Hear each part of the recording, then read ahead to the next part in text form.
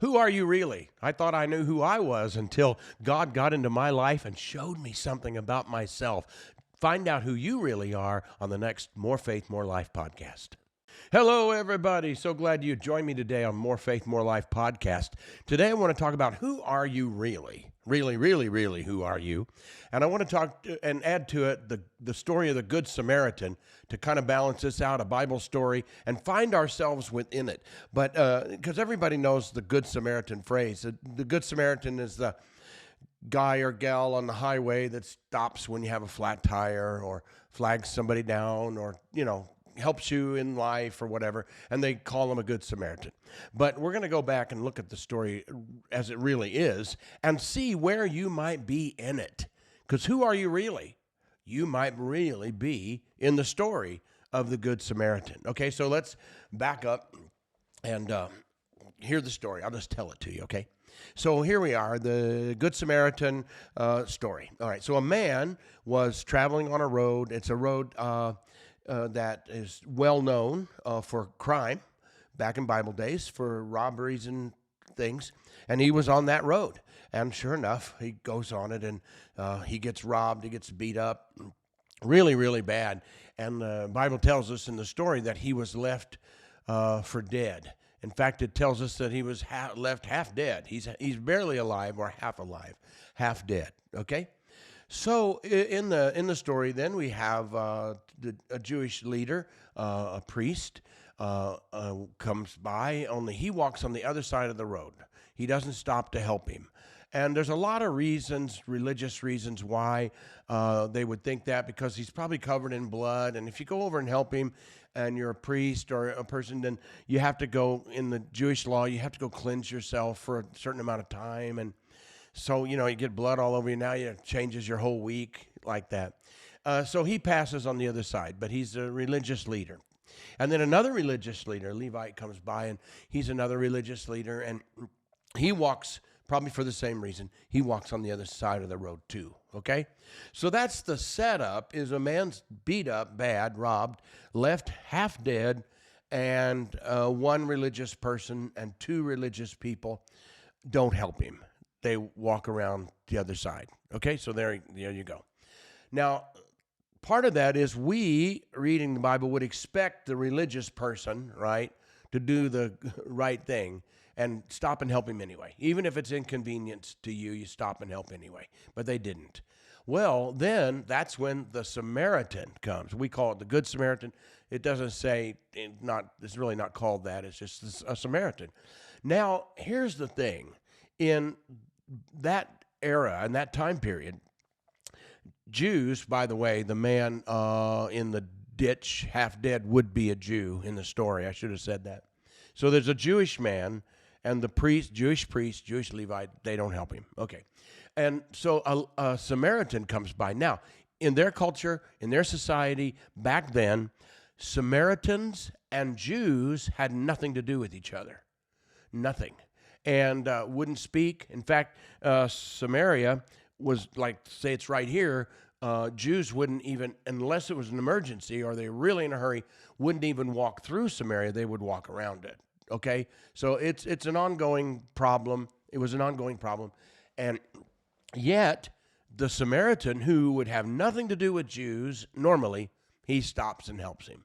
That's why we call him the Good Samaritan. He stopped his life and kind of broke custom, society's custom and culture, and he helps the man. And he bandages him up, he fixes him up, makes sure he's okay.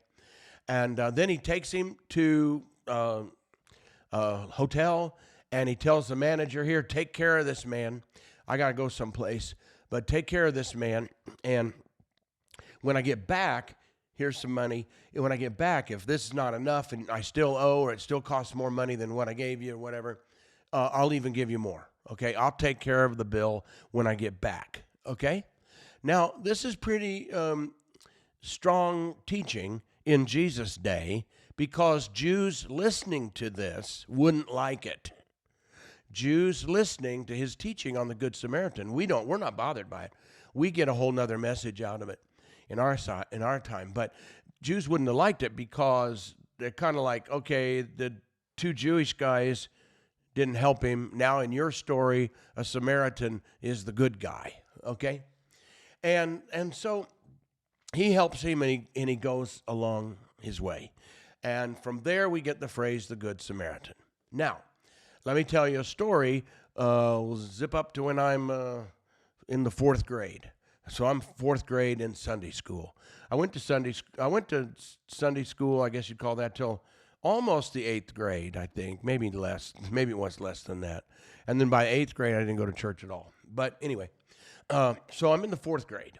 And on the fourth grade, we had, maybe you grew up this way, remember, or you're old enough to remember, we had like flannel boards or something. I don't know what it was, but we had little dress-up people, and you could stick them on this board. So we had the beat-up man, and he would be here, on the board, and then we'd have the priest and the Levite. They'd be stuck over here on this side of the board because they walked around, right? And then in the middle, we'd have the Good Samaritan guy, and you stick him up there on the board, get him close to the beat up guy, right? Okay. So the story goes, and my fourth grade teacher tells the story probably better than I did, and she'd tell the story with the little people, and at the end of it, then she said to all of us, okay, so which one are you? Who are you? That's why I'm asking you. Who are you really? And so she'd ask us, she said, okay, and she'd hold up the little figures. Who are you? And are you the priest? No, we're not the priest. She'd put it back on. Are you the Levite? And she'd show it. No, I'm not the Levite. No. And well, which one are you? Who are you really? And then she'd get the Good Samaritan, and she'd hold the Samaritan, and she'd hold the Samaritan up to us. Well, which one are you really? Who are you really? Are you the Good Samaritan? And we'd all raise our hand. Yeah, we're the Good Samaritans. That's who we are. Like that. That's right. And then she'd put it back and talk to us about it. So we all need to be good Samaritans in our lives and help each other and love each other, etc. Okay? Now, that's just a simple fourth grade story, and it's a pretty fantastic Bible story with a lot of implications for deeper study, okay, of culture and ways. But that's the fourth grade version that I got. And in the fourth grade, we all raised our hands, yeah, I'm the Good Samaritan, and we're all going to be good Samaritans. But not turning it into theology for a fourth grader. We didn't think that way, of course. But when you do think of it, you realize, hey, I think I did get some theology in me by this story. And a lot of people who maybe didn't even go to Sunday school, maybe you did, you have heard the phrase the Good Samaritan. But that's what we all want to raise our hand and say, I'm the Good Samaritan. So without knowing it, I got a theology, or I got a doctrine is a better word probably. I got the doctrine of the Good Samaritan inside of me. And I realized that's what you do. That's what you go through life doing. You go through life, and all the good people are Good Samaritans, and you go help people. And so I'm going to now be the Good Samaritan my whole life, and I'm going to go about, and I'm going to try to help people, and I'm going to try to do good and be good and help everybody that's got a problem. I'm going to help them, and okay, you got the picture. And if you'll think about it, in our culture and society today, everybody kind of knows that's what they should be. We should be Good Samaritans. We sort of have a culture Good Samaritan in us. Now, that doesn't mean everybody's going to stop on the highway and help somebody, right? But the idea is in us that that's what makes a good person. A good person is a Good Samaritan, right? And so we get that. So, you know what? That's what I did from the fourth grade on. I'm going to put that on me. I'm going to be the Good Samaritan. So that's who I became, and that's kind of how we judge, I did anyway, kind of how you judge good and bad. Bad people don't help people. Good people help people. And the kingdom of God and Jesus and church and all that, it never really came into it. And for most people today, it doesn't come into it. Most people today, they believe this is their theology or their doctrine is you just need to be a what? You got it. A good person. That's what you're supposed to be, a good person.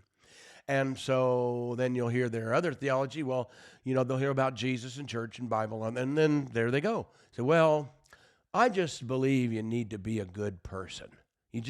Everybody should be, that's what they believe. Okay. So who is that good person? That person is the Good Samaritan, whether you call it that or not. So here I go through life trying to be good, trying to be a good Samaritan, trying to be good.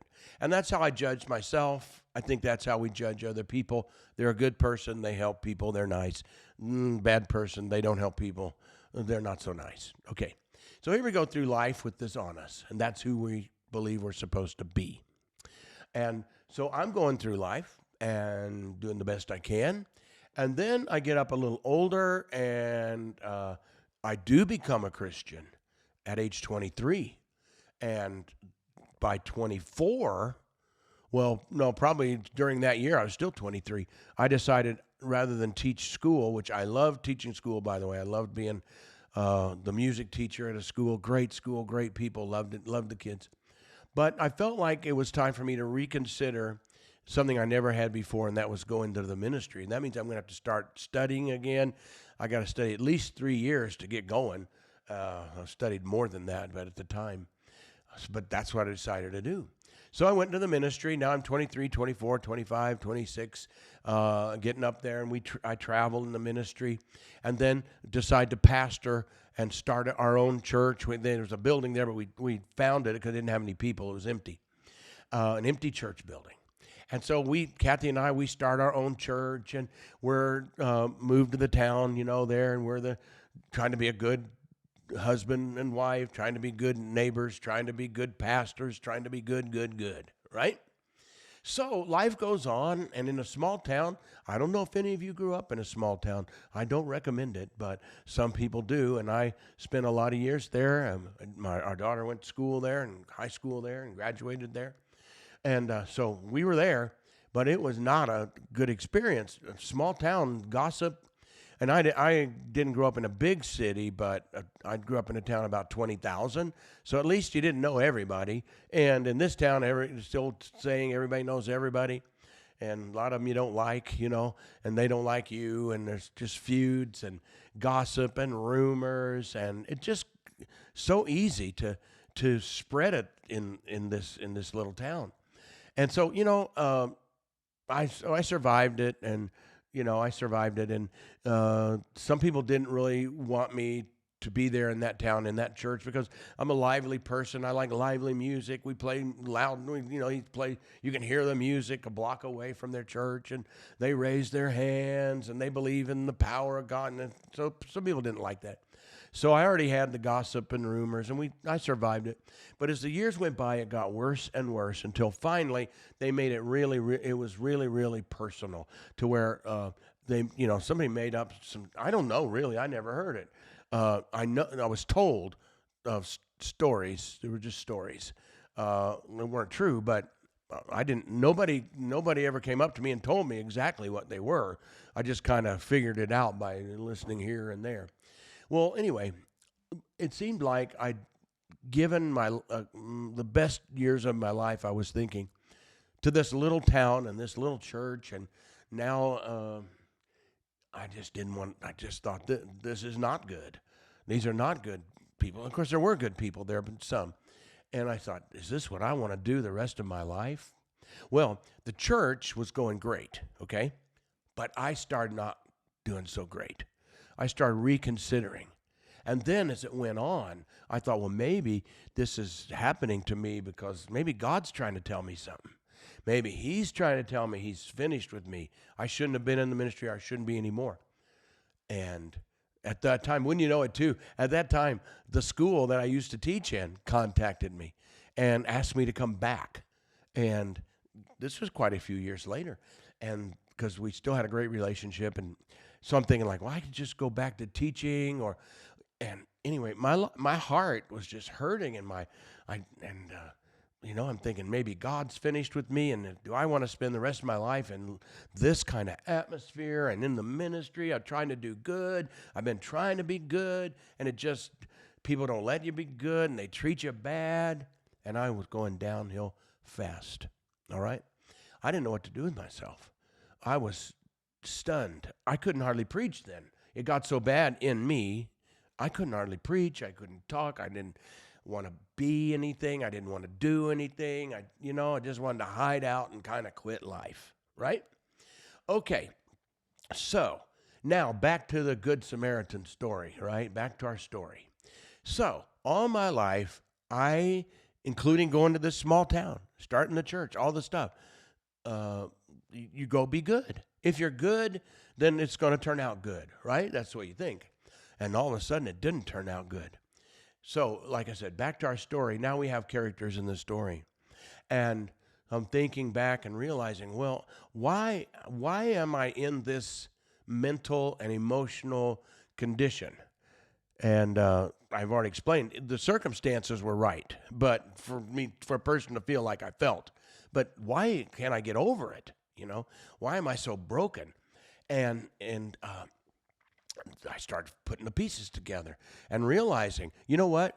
I've been trying to be good. Tried to be good my whole life. Well, at least my Christian life, I really tried to be good. Tried to be a good pastor, good dad, good husband, all the good, right? And it didn't work. I'm busted in pieces. And I go back to the story and I think, well, I've put a lot of pressure on my life to be good because that's what you're supposed to be, is good, right? A good pastor, oh, he's a good guy. And there are people saying I wasn't a good guy. I hadn't done anything but do what pastors do. But, there were people saying I wasn't a good guy and making up stuff. And I thought, why are they doing that? And why does it bother me so much? Well, because the stipulation I put on myself that you're supposed to be good. And if you're good things turn out, right? So didn't turn out so good. And I didn't feel so good and about myself. So I'm going back over it. Where did this happen? Now we remember, right? Remember the 4th grade? Yeah, there I am in the 4th grade. And my 4th grade teacher, who was a very nice person, but without knowing it, told me what I'm supposed to be and let me know that I needed to be the Good Samaritan, right? I'm not going to be the priest, I'm not going to walk on the other side the rest of my life and just ignore hurting people. And I'm not going to be the Levite and walk on the other side and ignore somebody all beat up and messed up and half dead. So, she said, who are you going to be? Well, I'm going to be the Good Samaritan. The whole class said they're going to be the Good Samaritan. And so I put that on myself to be good, the Good Samaritan. That's what life is about. I just believe you need to be good, okay? And so there you go. I walked into that. And so I need to be the Good Samaritan. Now all of a sudden life isn't working. I don't feel so good. And other people haven't been good. And that's when it happened. And I want it to happen to you. Because I go back through, I'm going back through and thinking, who am I really? And I thought, well, I'm not the priest. I'm not the Levite. Guess what? But neither am I the Good Samaritan. Oh, now something's happening to me. Because my whole life, that's who you're supposed to be. And all of a sudden I say, but I'm not. And I never was supposed to be. We all need to be good, you know that. But to put that as the thermometer of life, to judge your life by it. And so I go, I'm not the priest, I'm not the Levite, you know what? But neither am I the Good Samaritan. So who am I really? And that's when it hit me. You're way ahead of me, right? You know who I am really. I was the one left for dead. I'm the one in the ditch. And I never wanted to be there. I never wanted to admit I was there. I never wanted to admit that I had hurts in me or I got beat up by life a little bit, and because I just want to go about doing good still, like everything's fine, and I'm not fine. I'm in the ditch, and I've been left there. And all of a sudden, I'm not the Good Samaritan, but I found one who is the Good Samaritan. You got it. In my life, at least. It wasn't a priest and it wasn't a Levite. It was Jesus himself. Jesus saw me. And all of a sudden, what have I been thinking my whole life? You're the Good Samaritan. You're the one that picks up our life.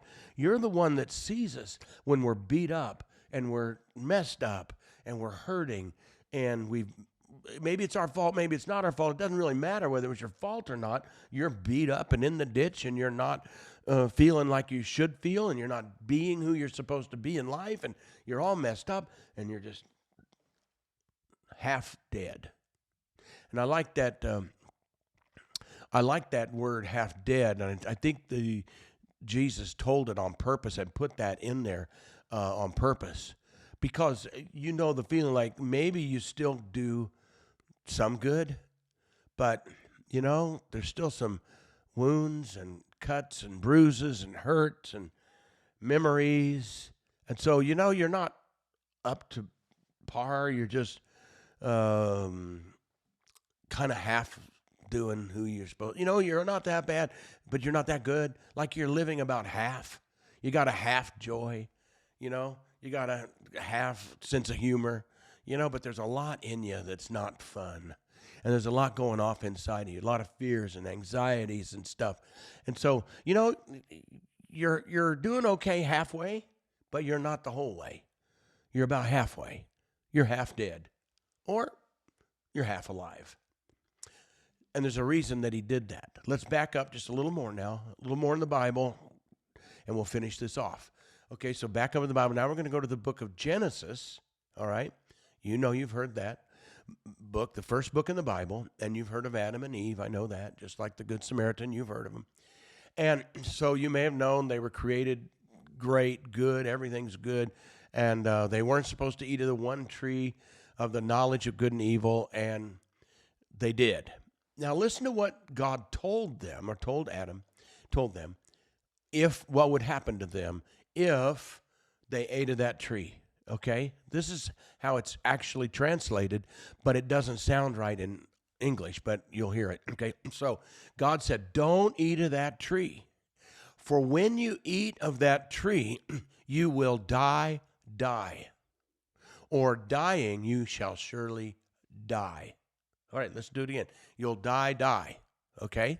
Now, did they fall over dead? They ate of the tree, they sinned, you know, the big mess, but did they fall over dead? No. There are two dies in there, though, right? Dying, thou shalt surely die, is how it's said in the King James. Okay, so there's two dies in there, right? Die. So how dead were they? You got it. You're figuring it out, aren't you? They were half dead. They didn't fall over dead. Their bodies were still moving. But spiritually, they were dead. And they had knowledge of evil that God never wanted them to know that kind of, no evil. He wanted to keep it so pure. So they were half dead. And now you guy in the ditch, Jesus uses those words, right? He says, and there he was, he's half dead, right? Half dead. And so now Jesus is going to come along, and what's he do? He's going to restore the dead part in him, right? He's going to save the dead part. He's going to, in the character, the Good Samaritan, he's going to take care of him. But in my life, that's what Jesus did to me, the dead part. Half of me maybe was doing good, but I'm half dead. And he came, and he bandaged up my life, took care of me, and set me a whole new life. He gave me a whole new life. Everything changed from that moment on. Everything changed. And I already was a believer, but I was still trying to be good myself and half dead on the inside, trying to do it all myself, even though I'm a believer. Now, all of a sudden, I realize, you know what? I can't be the Good Samaritan, but Jesus can. And I let him be that. And I let him be that now, of course, through me. I can be a Good Samaritan. If it's Jesus through me, then it's not the pressure on me. It's he's going to do great things in my life and do great things through me. So that's what I was here to tell you today. Who are you really? Think about it. Have you put that on yourself as a man or a woman, a parent, a job, whatever, friends? You put that, hey, I have this expectation on myself. I'm supposed to be the Good Samaritan. But admit now, who are you really? You know what? Chances are you're like I was. You got a lot of wounds and beat up places in your life, and you're as half dead as I was. That's why it's so important that you turn to Jesus fully. Don't try to save yourself. Don't try to be good. Let him be good, and bandage up your life first, before you try to bandage up everybody else. That good advice? So there, isn't that great? Who are you really? You may be like me. You may be the one that is half dead or left half dead and needs fixing up. That might be you. Well, so glad we could be together. Don't forget the book. If You Only Knew. It's small. You can read it an hour and a half, 2 hours. It's quick, and it's got lessons about where is America going and where are we going as a church. And you need to get it. Politicians are getting it and reading it, and I hope it's having the impact I hope it has on them that it's had on others. So do that. You can just go right there, More Faith, More Life, and you can get it right there. There's other things also that you can get. We can talk about that later. But just let this soak in. Are you going through life with a pressure on you? I'm supposed to be the Good Samaritan. I'm supposed to be good, and I don't always feel good. I feel about half good. Let Jesus come and bind up your wounds and set you on a new path like he did me. Because if he did it for me, he'll do it for you. Till next time. Bye-bye.